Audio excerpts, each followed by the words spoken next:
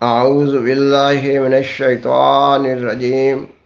بسم اللہ الرحمن الرحیم۔ سامعین و ناظرین کرام، السلام علیکم ورحمۃ اللہ وبرکاتہ۔ جماعت احمدیہ کے دوسرے خلیفہ حضرت مرزا بشیر الدین محمود احمد رضی اللہ تعالیٰ عنہ کی ملی خدمات پر پروگرامز پیش کرنے کا سلسلہ جاری ہے۔ یہ کہ آپ نے متحدہ ہندوستان میں مسلمانوں کے حقوق کے تحفظ کے لیے، ہندو مسلم اتحاد کے لیے، ہندوستان کی آزادی کے لیے اور قیام پاکستان کے لیے سخت محنت کی، اور نیز یہ کہ آپ کی مسلسل درد بری دعاؤں، انتھک محنت اور جماعت احمدیہ مسلمہ کی قربانیوں سے پاکستان مارد وجود میں آیا۔ اس سے قبل اس مضمون پر 16 پروگرامز پیش کیے جا چکے ہیں۔ یہ سلسلہ کا 17واں پروگرام ہے۔ بیان کیا جا چکا ہے کہ سائمن کمیشن کی رپورٹ میں مسلمانوں کے حقوق کو نظر انداز کر دیا گیا تھا، اور وزیر ہند کی طرف سے یہ اعلان بھی کیا گیا تھا کہ ہندوستان کے سیاسی مسئلہ کا حل تلاش کرنے کے لیے 20 نومبر 1930 کے قریب لندن میں گول میز کانفرنس کا انعقاد کیا جا رہا ہوگا۔ نیز وزیر ہند کی طرف سے یہ بھی بتایا گیا کہ گول میز کانفرنس میں ہندوستان اور انگلستان کے سیاسی امور کے ماہرین آزادانہ طور پر اپنی آراء کا اظہار کر سکیں گے۔ اس اعلان کے منظر عام پر آتے ہی سیدنا حضرت خلیفۃ المسیح ثانی رضی اللہ تعالیٰ عنہ نے ایک مدلل اور مفصل مضمون لکھا، یہ کہ مسلمانوں کو چاہیے کہ وہ باہمی تفرقہ اور اختلافات کو ترک کر دیں اور قومی مفاد کی خاطر اتفاق اور اتحاد سے کام لیں۔ آپ نے لکھا کہ صرف اسی طریق پر مسلمان مخالف قوم کا مقابلہ کرتے ہوئے اپنے حقوق حاصل کرنے میں کامیاب ہو سکیں گے۔ آپ نے یہ بھی لکھا کہ کانفرنس میں ایسے نمائندے جانے چاہیے جو قوم کی نمائندگی کا حق ادا کر سکیں۔ آپ نے گورنمنٹ کو بھی مشورہ دیا کہ وہ سیاسی جماعتوں کے مشورہ سے نمائندوں کا انتخاب کرے، اور نیز آپ نے اس موقع پر گول میز کانفرنس کو مد نظر رکھتے ہوئے 250 صفحات پر مشتمل ایک کتاب ہندوستان کے موجودہ سیاسی مسئلہ کا حل انتہائی قلیل وقت میں لکھی، اور اس کا انگریزی ایڈیشن شائع کروا کر بذریعہ ہوائی جہاز عین اس وقت انگلستان میں پہنچا دیا گیا جبکہ گول میز کانفرنس کی کارروائی شروع ہونے والی تھی۔ اور یہ کتاب گول میز کانفرنس کے ممبروں کے علاوہ وزیر اعظم انگلستان، وزیر ہند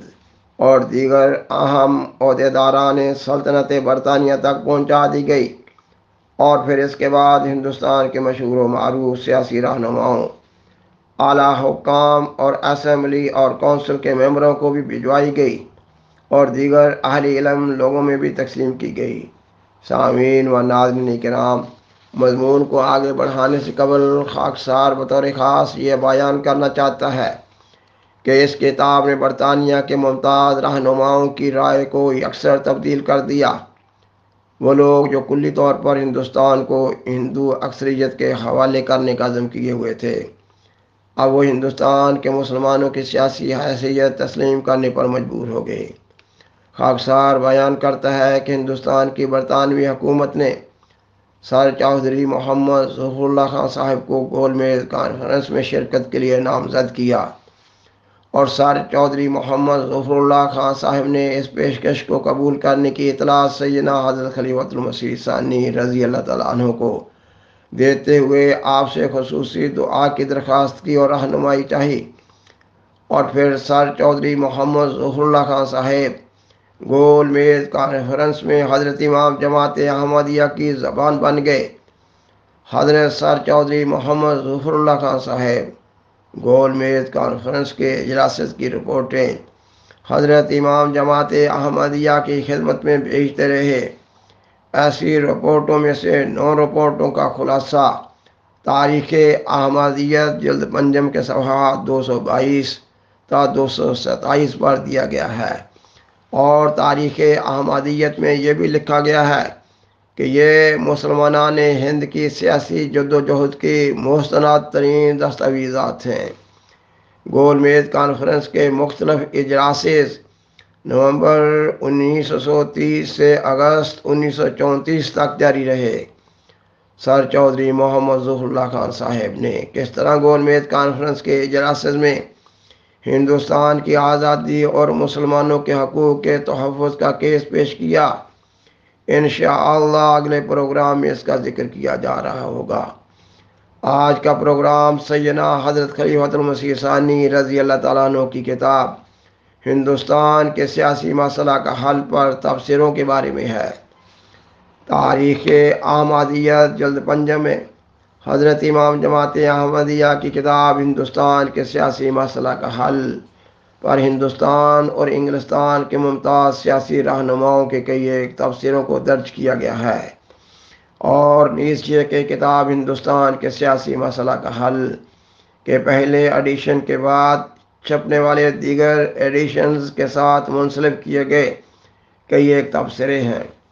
اگر ان تبصروں کو اس پروگرام میں جگہ دے دی جائے تو یہ سلسلہ کے پروگرام تک بھی مکمل نہ ہوگا، اس لیے بطور مثال چند ایک تبصروں کا ذکر کیا جا رہا ہے۔ آنریبل پیٹرسن CSICIE نے لکھا، یہ تصنیف موجودہ گتھی کے سلجھانے کے لیے ایک دلچسپ اور قابل قدر کوشش ہے۔ مسلمانوں کا نقطہ نظر اس میں بہت وضاحت سے پیش کیا گیا ہے۔ میجر RE فشر CBE نے حضرت امام جماعت احمدیہ کا شکریہ ادا کرتے ہوئے لکھا، آپ کے مقاصد سے ہمدردی ہے۔ میں یقیناً ہمیشہ اس بات کا حامی رہوں گا کہ اسلام کے متعلق جو برطانیہ کی ذمہ داری ہے وہ ہماری قوم کے اعلیٰ ترین اخلاقی فرائض میں سے ہے۔ لارڈ ہیرشم نے شکریہ ادا کرتے ہوئے لکھا، مجھے اس بات کی بڑی خوشی ہے کہ ہندوستان کے ایک ذمہ وار طبقہ کی رائے پڑھنے کا موقع ملا۔ LMMRC مشہور ممبر کنسرویٹو پارٹی نے لکھا، میں نے اس کتاب کو بڑی دلچسپی سے پڑھا ہے اور میں اس روح کو جس کے ساتھ یہ کتاب لکھی گئی ہے اور نیز اس محققانہ قابلیت کو جس کے ساتھ ان سیاسی مسائل کو حل کیا گیا ہے، نہایت قدر کی نگاہ سے دیکھتا ہوں۔ ڈاکٹر ضیاء الدین صاحب آف علی گڑھ نے لکھا، اس کتاب کی ہندوستان کی نسبت انگلستان میں زیادہ اشاعت کی ضرورت ہے۔ جناب نے اسلام کی ایک اہم خدمت سر انجام دی ہے۔ سیٹھ حاجی عبداللہ ہارون صاحب MLA کراچی نے لکھا، میری رائے میں سیاسیات کے باب میں جس قدر کتابیں ہندوستان میں لکھی گئی ہیں ان میں کتاب ہندوستان کے سیاسی مسئلہ کا حل بہترین تصانیف میں سے ہے۔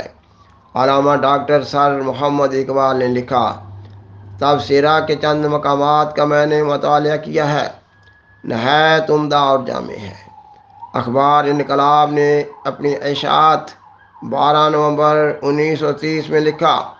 جناب مرزا صاحب نے اس تبصرہ کے ذریعے سے مسلمانوں کی بہت بڑی خدمت انجام دی ہے۔ یہ بڑی بڑی اسلامی جماعتوں کا کام تھا جو مرزا صاحب نے انجام دیا۔ اخبار سیاست نے اپنی اشاعت 1930 میں لکھا، جناب بشیر الدین محمود احمد صاحب نے میدان تصنیف و تالیف میں جو کام کیا ہے وہ بلحاظ ضخامت و افادہ ہر تعریف کا مستحق ہے، اور سیاسیات میں اپنی جماعت کو عام مسلمانوں کے پہلو چلانے میں آپ نے جس اصول عمل کی ابتدا کر کے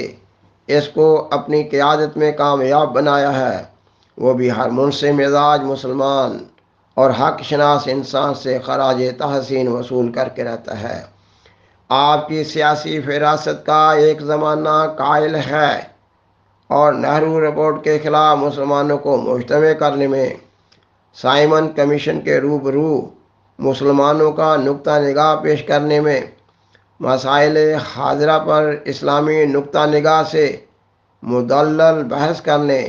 اور مسلمانوں کے حقوق کے متعلق استدلال سے کتابیں شائع کرنے کی صورت میں آپ نے بہت ہی قابل تعریف کام کیا ہے۔ ایڈیٹر صاحب اخبار ہمت لکھنؤ نے 5 دسمبر 1930 کے پرچہ میں لکھا، ہمارے خیال میں اس قدر ضخیم کتاب کا اتنی قلیل مدت میں اردو میں لکھا جانا، انگریزی میں ترجمہ ہو کر تباہ ہونا، اغلاط کی درستی، پروف کی صحت اور اس سے متعلقہ سینکڑوں دقتوں کے باوجود تکمیل پانا